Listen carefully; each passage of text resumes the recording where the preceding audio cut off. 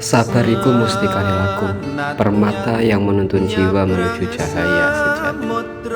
Sabar bukan berarti diam, tapi mengolah luka menjadi cahaya. Sabar bukan sekedar menahan diri, tapi jalan menuju kedewasaan ruhani.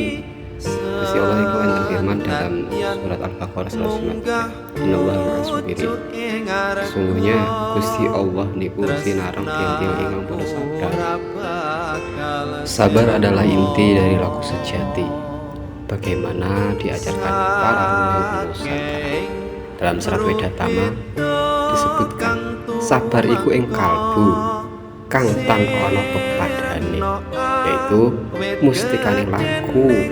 Artinya sabar itu permata dari segala laku, inti kesempurnaan budi.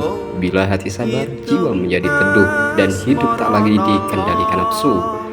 Sabar bukan berarti diam, tapi mengolah luka menjadi cahaya.